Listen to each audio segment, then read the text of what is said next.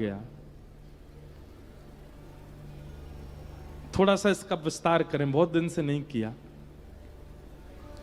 भगवान शांति दूत बनकर के आए थे पांडवों के पास, कौरवों के पास, और भगवान ने आकर के एक प्रस्ताव किया कि भाई देखो, युद्ध नहीं करना पड़ेगा, 5 पांडवों को 5 गांव दे दीजिए भारत में। दुर्योधन युद्ध मत करो, केवल 5 पांडव हैं, उनको छोटे छोटे 5 गांव दे दो, वहीं रह लेंगे, अपना गुजर बसर कर लेंगे। वैसे देखा जाए तो पांडवों का पूरे भारत पर अधिकार है, क्योंकि इनके पिता पांडु ही राजा थे।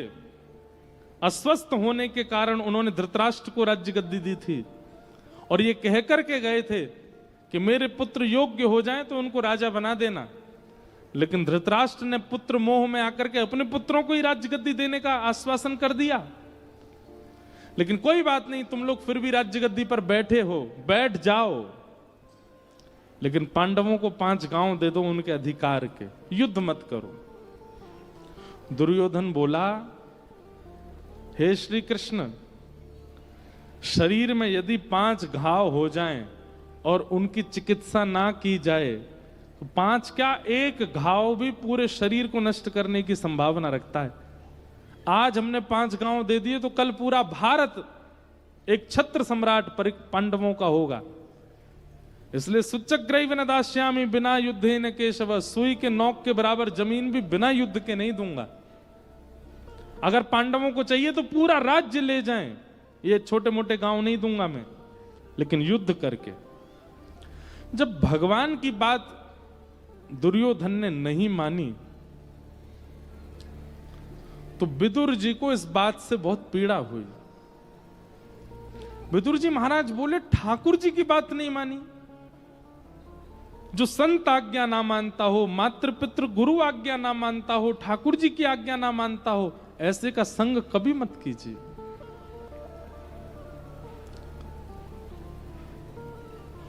आपको करोड़ों का फायदा हो रहा है और तभी कोई संत आके आपको रोक जाए, नहीं ये काम मत करो।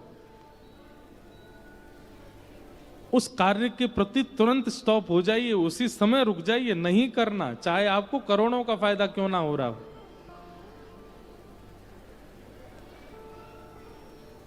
माता पिता गुरु संत यदि कुछ आज्ञा करते हैं तो उनकी आज्ञा में ठाकुर जी ही बैठे होते हैं, उसको माना कीजिए।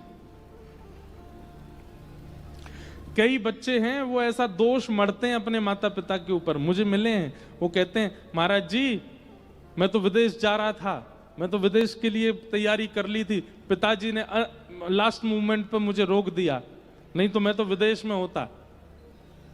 एक बात कहें, आप अपनी माता पिता की आज्ञा अगर जबरदस्ती में मान रहे हो तो आपका नाश निश्चित है। नहीं, अगर माता पिता ने किसी कार्य के प्रति, गुरुदेव ने, संतों ने किसी कार्य के प्रति यदि आपको रोका है तो प्रेशराइज होकर के मत रुकिए, प्रसन्न होकर के रुकिए, प्रसन्न होकर के मानिए। प्रसन्न होकर के जब गुरु और माता पिता की आज्ञा मानी जाती है तो उसमें भगवत निवास होता है। आज्ञा गुरुणाम अविचारणीयाम क्रोधापि देवेन वरेण तुल्यम, कितनी सारी बातें हमारे शास्त्रों में कही गई। जब प्रसन्नता पूर्वक कोई अपने माता पिता की आज्ञा, गुरुजनों की आज्ञा मानता है तो उनकी आज्ञा में ठाकुर जी का निवास होता है। और कोई जबरदस्ती मानता है, उसकी इच्छा नहीं है लेकिन माता पिता के कहने से कर रहा है। दशरथ जी ने राम जी से केवल संवाद किया था 14 वर्ष के वनवास के लिए। 14 वर्ष वन राम जी को जाना किसी का प्रेशर नहीं था। दशरथ जी ने कुछ उनको हठपूर्वक आज्ञा नहीं दी है, केवल निकल गया पिताजी के मुख से। उस आज्ञा को मानने के लिए राम जी वन में चले गए। हमारे संत जन कहते हैं राम जी वन गए इसीलिए बन गए। क्यों? गुरु आज्ञा, पिता आज्ञा, संत आज्ञा। इसलिए एक संकल्प ले लीजिए कि श्रेष्ठ जनों की कही गई बात वो बात नहीं है, वो आज्ञा नहीं है, वो समाधान है। उसको समाधान मान करके पालन कीजिए।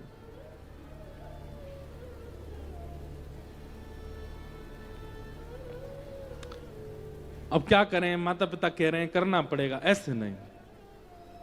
उन्होंने कह दिया, आप विचार नहीं कर सकते, आप उस पर दुखी नहीं हो सकते, आप करिए।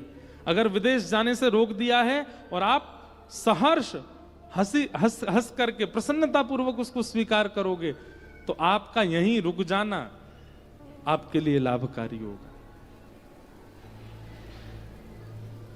आज्ञा के पालन में आपकी रुचि कितनी है, उस रुचि से भी आपका कार्य सफल होता है।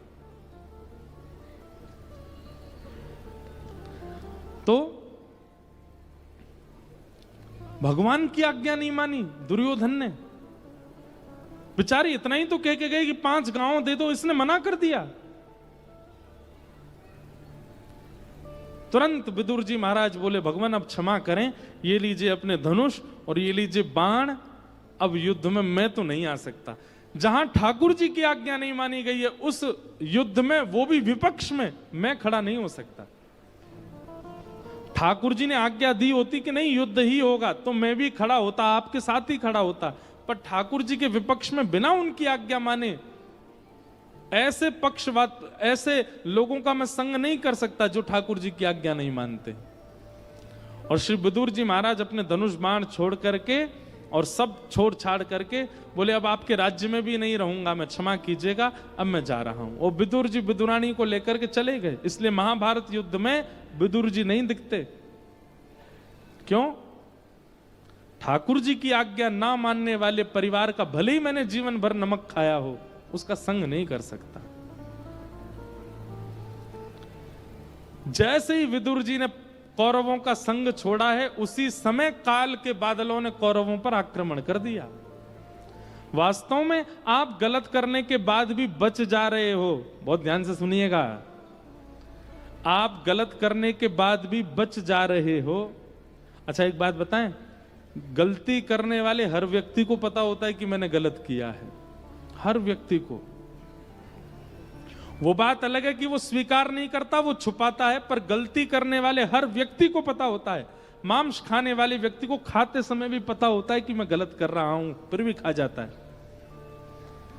किसी को लूटने वाला, किसी के साथ छल करने वाला, कपट करने वाला, उस सबको पता होता है कि मैं छल कर रहा हूं, मैं कपट कर रहा हूं, मैं गलत कर रहा हूं, पर वो फिर भी करता है।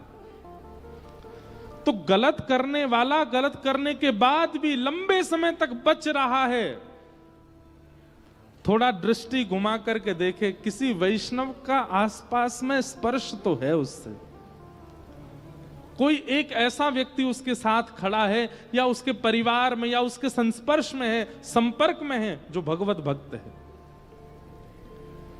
जिस दिन उसने त्याग कर दिया तुम्हारा, ठाकुर जी तो अपने सारे आयुध लेकर के खड़े हैं, बस प्रतीक्षा कर रहे हैं ये दूर हो, और जैसे ही वो दूर होगा सारे आक्रमण एक साथ होंगे। यही देखा गया राम रावण युद्ध में। जब तक विभीषण था तब तक रावण के सारे दोष नजरअंदाज किए गए, और जैसे ही विभीषण ने त्याग किया लंका का, बानरों ने जला दी लंका, बानरों ने नाश कर दिया लंका का। और वही देखा गया यहां कौरव पांडवों के युद्ध में। कौरवों ने अनेक अत्याचार किए, अनेक पाप किए, अनेक दुष्कर्म किए, लेकिन कौरवों की विशाल, सामान्य सेना नहीं थी, विशाल सेना थी कौरवों की। उस विशाल सेना का नाश पांडवों की छोटी सी सेना ने केवल इसलिए कर दिया क्योंकि विदुर जी ने त्याग कर दिया है कौरवों का। इसलिए गलत करने वाले थोड़े सावधान हो जाओ। आपकी गलतियां तब तक छुप रही हैं, तब तक बच रहे हो जब तक कोई वैष्णव आपके साथ है। अच्छा, इसका मतलब यह नहीं है कि घर में एक वैष्णव बैठा है तो गलती करते रहो जी, है तो सही छुपाने के लिए। कई लोग ऐसा भी है भाई, कलयुग में लोगों की विचारधारा कहीं भी जा सकती है। अब कहो तो कई लोग ये बात सुनकर के जो गलत करने वाले हैं ना, वो ढूंढ ही रहे होंगे कौन है हमारे यहाँ वैष्णव, उसको बढ़िया, उसको सुबह ब्रेड खिलाया करूंगा, उसको परांठे वरांठे खिलाऊंगा, जूस वूस पिला दिया करूंगा, तू भाई बढ़िया बना, मेरा संग मत छोड़ियो, तेरे आड़ में सारे गलत काम में करता रहूंगा। एक बात और कह दें, ठाकुर जी को अगर आपके ऊपर आक्रमण करना होगा ना, तो उस सद व्यक्ति को खुद ही दूर कर देंगे, हटा देंगे, फिर कहां जाओगे। हिरण्यकश्यप को देवताओं ने जाके पूछा भगवान से कि आप हिरण्यकश्यप पर आक्रमण क्यों नहीं करते, वो इतना दुराचार करता है, इतना गलत करता है प्रहलाद जी के साथ। भगवान ने कहा, बोले वो बोलता गलत है, करवाता गलत है, जिस दिन खुद स्पर्श करेगा प्रहलाद का, उसी दिन इसकी मृत्यु है। एक भी जगह भागवत में ऐसा नहीं कि हिरण्यकश्यप ने खुद किया, सैनिकों को आज्ञा देता, होलिका को कहता है, उनको कहता है तुम करो तुम करो तुम करो।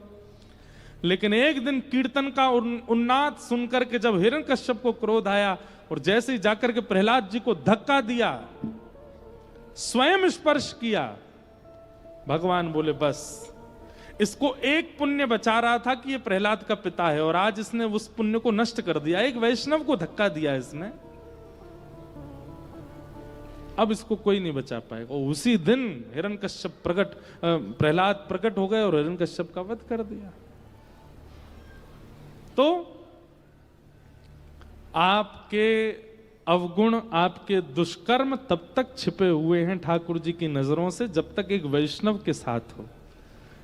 आपके पास दो ही रास्ते हैं, या तो वैष्णव के संग से स्वयं वैष्णव हो जाओ, सब छोड़ दो, नहीं तो ठाकुर जी उसको दूर कर देंगे और उसके दूर होते ही आपको फिर कोई नहीं बचा सकता।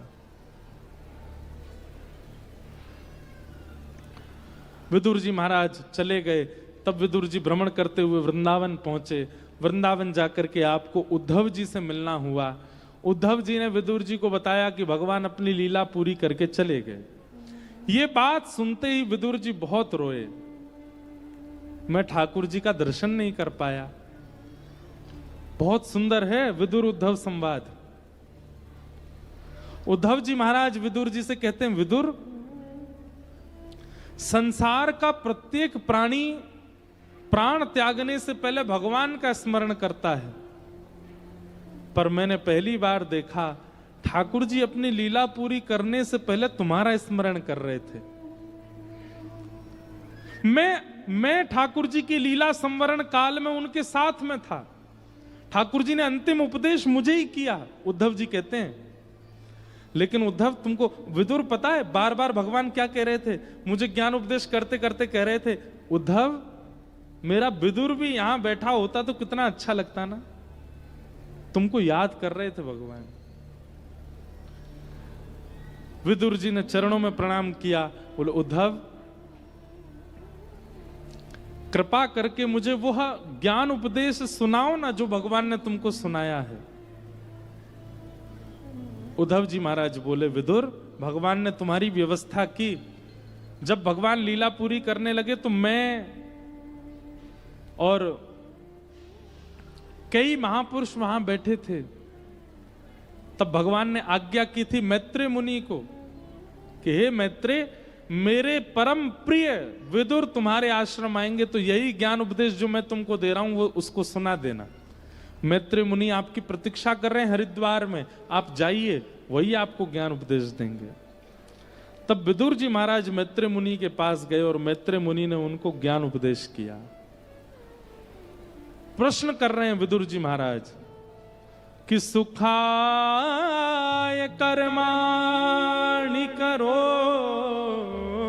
लोको। बहुत सुंदर प्रश्न है, बहुत ध्यान से सुनिएगा। कि सुखाय कर्माणि करोति लोको न ते सुखम वान्यदुपारमं वा विन्देत भूयस्तदैव दुःखं यदत्र युक्तं भगवान वदेन्नः। संसार में हर व्यक्ति सुख की कामना से ही कर्म कर रहा है। चाहे वो रिक्शा चलाने वाला हो, चाहे हवाई जहाज उड़ाने वाला हो, चाहे करोड़ों का टर्नओवर प्रतिदिन करने वाला हो, चाहे 150 रुपए की मजदूरी करने वाला हो, हर व्यक्ति कर्म क्यों करता है? उसको सुख चाहिए। लेकिन चाहे करोड़ों कमाने वाला, चाहे 150 कमाने वाला, सुख किसी को नहीं मिलता। सब कर्म सुख के लिए करते हैं, सुख ही नहीं मिलता है। इसके पीछे आपका नजरिया क्या है? बंधुओं, बहुत ध्यानपूर्वक हमारी बात सुनिएगा। आज कथा का क्रम तो बहुत है, पर हम क्या बताएं, एक जगह रुक जाते हैं तो उसी के विस्तार में ही लग जाते हैं। हर व्यक्ति कर्म क्यों कर रहा है? सुख की प्राप्ति के लिए। पर हमें एक बात आप सब लोग बताइएगा, क्या आप इतनी मेहनत करने के बाद भी सुखी हो? नहीं। हम अपनी बात कह रहे हैं, निजी बात है, बोलनी तो नहीं चाहिए मंच से, पर हम अपनी एक बात कह रहे हैं। किसी समय में हमको ऐसा लगता था कि हे ठाकुर जी, आपकी कथा से एक दिन भी हमको अवकाश नहीं मिले, हम रोज कथा कहते रहे, ऐसी कृपा कर दो हमारे ऊपर। आपकी कथा गाने का अवसर प्रतिदिन मिला करे। और अब वो अवसर आ गया है। हम 22 दिसंबर के घर से निकले और 15 मार्च को घर जाएंगे, तब तक घर जा ही नहीं रहे। लेकिन कभी कभी इतनी कथाएं करते हुए मैं भी उदास हो जाता हूं। रात को इतने दिन हो गए, वृंदावन नहीं गए, तटिया स्थान का दर्शन नहीं किया, यमुना जी कैसी बह रही होंगी वृंदावन में, राधा रमन लाल जी में कितने लोग जा रहे होंगे। अब तो कहां तक कहें, लोग वृंदावन होके आते हैं, हमसे आके मिलते, महाराज जी बिहारी जी का प्रसाद, तो हमको उससे चिढ़ और रोने लगती है। मैंने कहा हम जन्मे वृंदावन में और जे देखो इसको दर्शन का लाभ मिल गया। कई लोग तो ऐसे हैं, वो पिछले 1.5 महीना में हमसे 5 बार मिल चुके हैं और 5 बार वृंदावन होके आ गए, और हम जन्म हो लेकर के भी नहीं जा पाए। हम दुखी तो नहीं है, पर कभी कभी ऐसा लगता है कि वृंदावन से तो दूर ही हो गए। पर हां, कभी कभी मन में फिर भाव आता, कोई बात नहीं, वृंदावन से तन से भले ही दूर हो गए, पर जहां जाके कथा करते हैं वहीं वृंदावन प्रकट कर देते हैं ठाकुर जी की कृपा से। यो मत सोचियो कि हम अपनी प्रशंसा कर रहे हैं।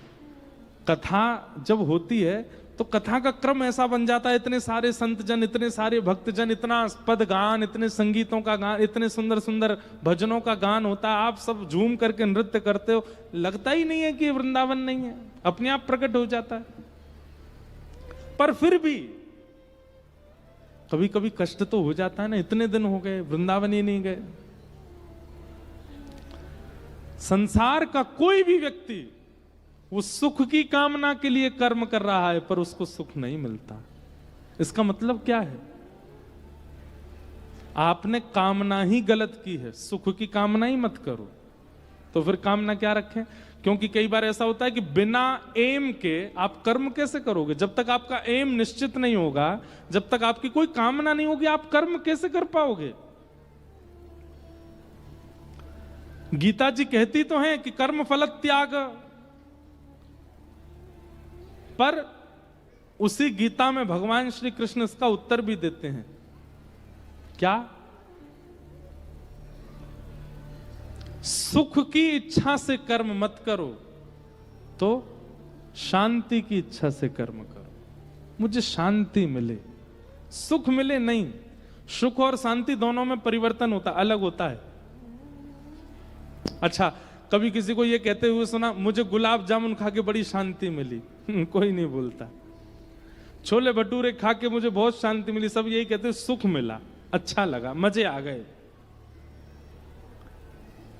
सुख इच्छाओं की पूर्ति से होता है, सुख इच्छाओं की पूर्ति से होता है, और शांति इच्छाओं की निवृत्ति से मिलती है। अब जब लोगों के दांत टूट जाते हैं सारे, एक भी दांत नहीं बचते, तब उनका मन होता है गोलगप्पा खाने का। अब उस समय में गोलगप्पे खाने की इच्छा यदि प्रकट करें, वो कैसे खाएगा बेचारा? तो बुढ़ापे में व्यक्ति ये इच्छा प्रकट नहीं करता कि मुझे गोलगप्पा खिलाओ, वो ये इच्छा प्रकट करता, हे नाथ मेरी इच्छा खत्म करो, मेरा मन ही नहीं करे खाने का। ये मन होता है पर मैं खा ही नहीं सकता।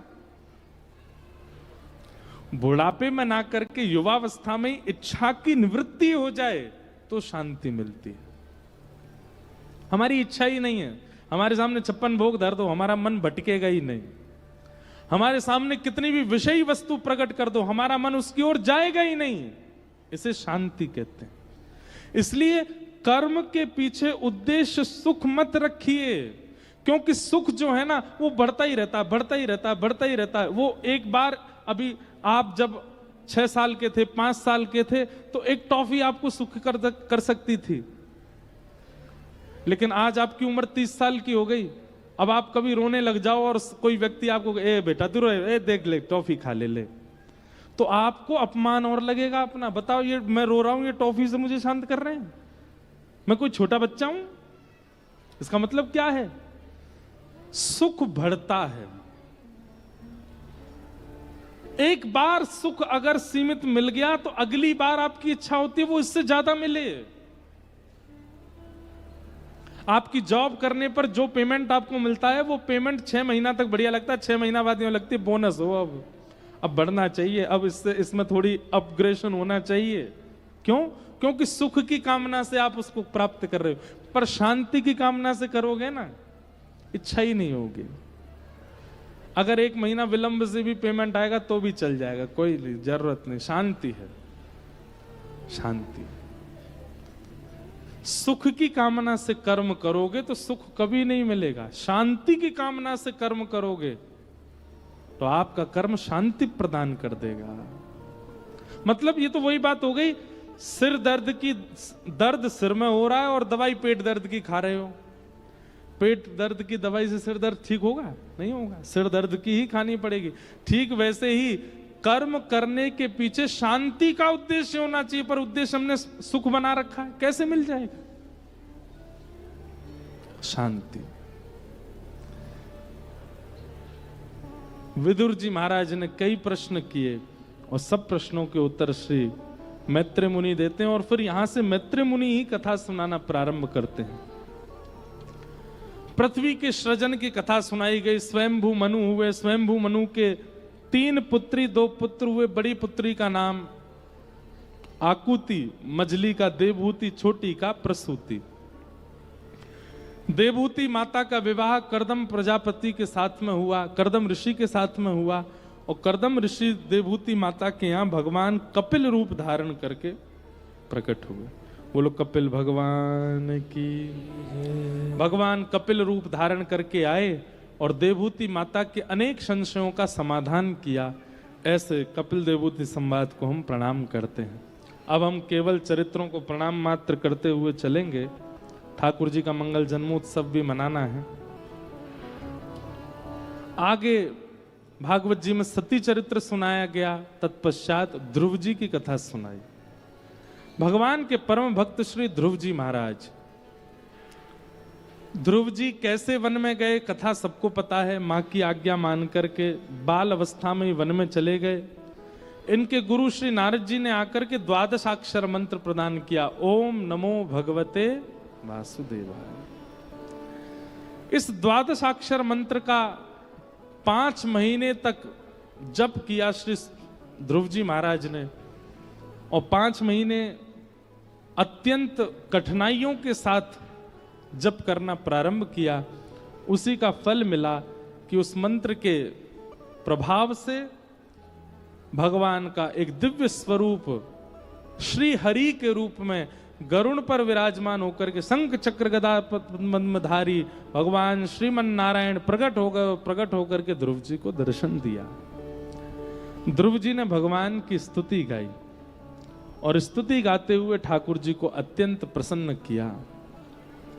भक्ति मोह प्रवहताम त्वयि में प्रसंगो भूयादनंत महताम मिलाशयानाम ये नांजसोल्वणुमुरुव्यसनम भवाब्धिम निश्चय भवद गुण कथामृत पान मत्तः। एक बात बहुत ध्यान से सुनिएगा। ध्रुव जी महाराज अपनी स्तुति में एक बात कहते हैं, योऽन्तः प्रविश्य मम वाचमिमां प्रसुप्तां संजीवयत्यखिल शक्तिधर स्वधाम्ना अन्यांश हस्तचरणश्रवणत्वगादीन् प्राणान् नमो भगवते पुरुषाय तुभ्यम्। ध्रुव जी महाराज कहते हैं, बहुत ध्यानपूर्वक सुनिएगा, कई लोग केवल दर्शन में रुचि रखते हैं। उनको बिहारी जी के दर्शन करा दो, राधा वल्लभ जी के दर्शन कराओ, राधा रमण जी दर्शन कराओ, वृंदावन घुमा दो, गोवर्धन घुमा दो, बरसाना घुमा दो, नंदगांव घुमा दो, 84 कोस के दर्शन करा दो, यहाँ कांगड़ा मैया के दर्शन कराओ, नैना देवी के दर्शन कराओ, चिंतपूर्णी मैया के दर्शन सब जगह के करा दो, लेकिन उनको मंदिर का प्रसाद दे दो, होटल पे खाएंगे हम तो। मंदिर का प्रसाद नहीं चाहिए। मतलब नेत्रों में तो भक्ति है पर जिह्वा में भक्ति नहीं है। प्रसाद कहां का पाएंगे?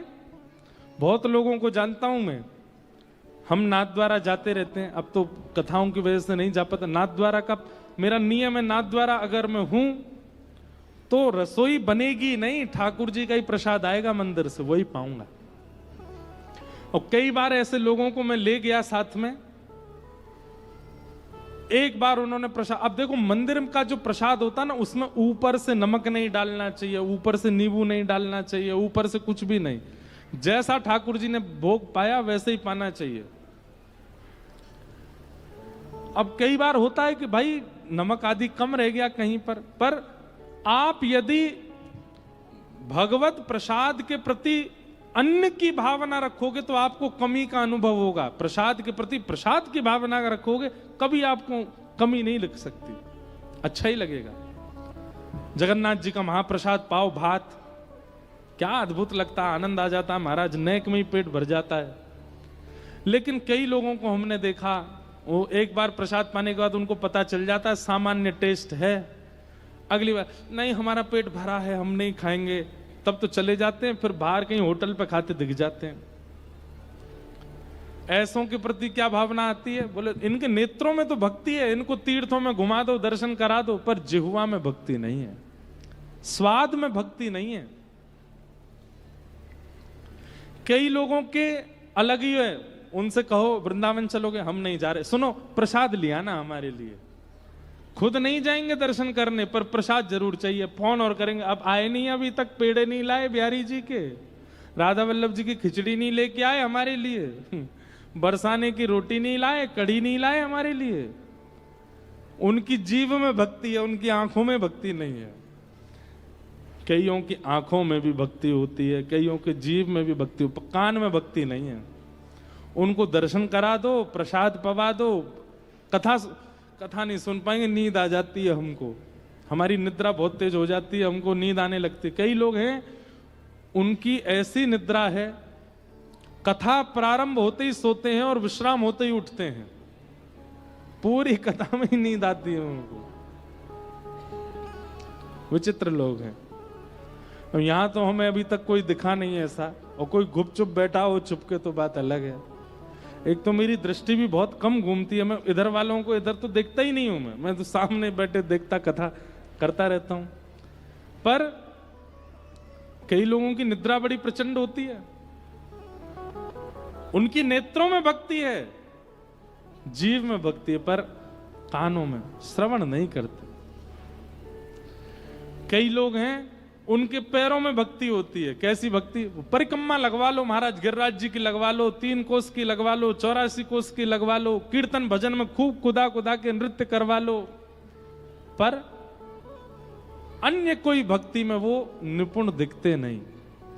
पर श्री प्रहलाद जी महाराज कहते हैं, भैया तुम्हारे पास जितनी इंद्रियां हैं, ये सब इंद्रियां ठाकुर जी ने प्रदान की हैं। जिस प्रकार संकट की घड़ी में धन से सहायता करने वाले के आप सदा ऋणी रहते हो, संकट की घड़ी में आपको किसी भी प्रकार से सहायता करने वाले व्यक्ति की आप सदा धन्यवाद ज्ञापन करते हो, ऐसे ही संपूर्ण जीवन जीने के लिए 10 इंद्रियां देने वाले भगवान को 10 इंद्रियां समर्पित करके धन्यवाद किया करो। एक भी इंद्रिय बचनी नहीं चाहिए ठाकुर जी से। दर्शन को नैना तपे, वचन सुनन को कान। एक बहन आई मुझसे मिलने के लिए, मुझसे क्या बोली पता है? रो रही थी। मैंने कहा क्या हो गया? बोली मेरे मन में ये बात आती है कि आप मीठा गाते हो। मैंने कहा तो इसमें रोने की क्या बात है? लाओ सिंदूर खिला दो हमको, गला बैठ जाएगा हमारा, खुश हो जाना। नहीं नहीं, इसलिए नहीं रो रही हूं। मैंने कहा तो आप मीठा गाते हो, एक आप सामान्य से एक व्यक्ति हो, इतना मीठा गाते हो, आपको बनाने वाले ठाकुर जी कितना मीठा गाते होंगे। तो मैंने कहा आप रो क्यों रही हो? बोले मैं इसलिए रो रही हूं कि आप सुनने को मिल गए, इतने लोग सुनने को मिल गए, कभी ठाकुर जी के स्वर सुनाई देंगे कि नहीं? बताओ। ऐसी भी लोगों की, यहां तक भी चिंतन करते हैं लोग। हमारी एक भी इंद्रिय, श्री डोंगरे जी महाराज अपनी कथा में कहते थे, अगर एक भी इंद्रिय ठाकुर जी की सेवा से वंचित है, लिखवा लीजिएगा, उसी इंद्रिय से आप पाप करने लग जाओगे। आपकी यदि श्रवण में रुचि है, आपकी यदि गायन में रुचि है, आपकी यदि नृत्य में रुचि है, पर दर्शन में रुचि नहीं है, तो नेत्रों से ही आप कुभाव का दर्शन करोगे। दर्शन में रुचि है पर सुनने में रुचि नहीं है, तो सुनने से ही पाप करोगे। दर्शन और श्रवण में रुचि है पर गायन में रुचि नहीं, तो जीव से ही गंदा संदा बोलते रहोगे। एक भी इंद्रिय ठाकुर जी से बचे ना। गोवर्धन वासी सांवरे, गोवर्धन वासी सांवरे, लाल तुम बिन रयो